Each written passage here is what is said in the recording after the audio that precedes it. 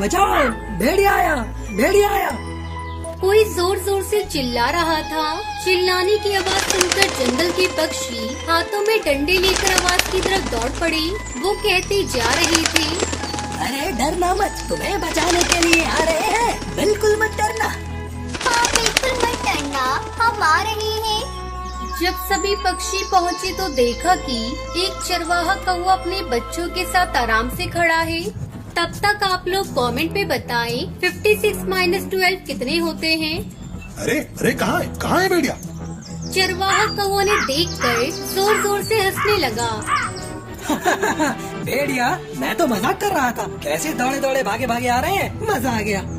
जंगल वालों को उसके इस मजाक पर बहुत गुस्सा आया और एक पक्षी बोला, तुम्हारे लिए ये हंसने की बात है, भला हम तुम्हारे लिए कितने चिंतित थे और तुम यहाँ केवल बातें बना रहे हो। अरे चलो तो धर्म भैया, इसकी बातों में आकर हमने बेकार में ही अपना समय बर्बाद कर लिया, चलो। कालू चरवाहा गांव के छोटे से घर में अपनी माँ के साथ रहा करता था और रोज अपने साथ बच्चों को खिलाने गांव के दूसरी ओर जंगल के पास जाया करता था।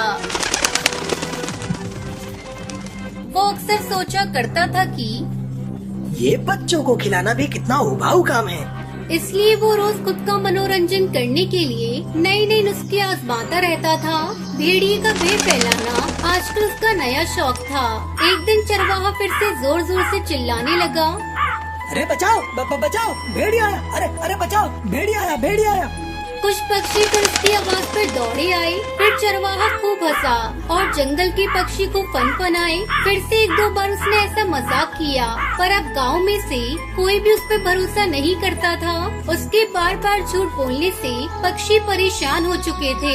एक दिन खेतों में काम कर रहे पक्षियों को फिर से अचानक चरवाहे की आवाज सुनाई दी, बचाओ, बचाओ, भेड़िया आया, भेड़िया आया, बचाओ, कोई मेरी मदद करो, कोई तो सुनो, बचाओ।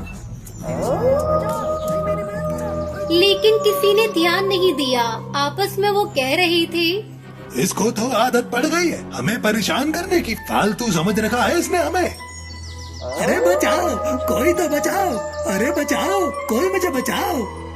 आवाज धीमी पड़ती जा रही थी। भेड़ियों को करीब आता देखकर उसकी आवाज बंद हो गई। कुछ देर बाद जंगल वाले सचेत हो गए और चारागाह के पास पहुंच गए। भेड़िए ने तब तक कौवे के साथ 2 बच्चों पर हमला कर दिया था। चरवाहा घबराया हुआ पेड़ पर छुपा बैठा था। किसी तरह उसने अपनी जान तो बचा ली, पर अपने प्यारे बच्चों से हाथ धो बैठा। उसे अपनी गलती का एहसास हो चुका था। बार बार झूठ बोलने के कारण ही किसी ने उस पर भरोसा नहीं किया था।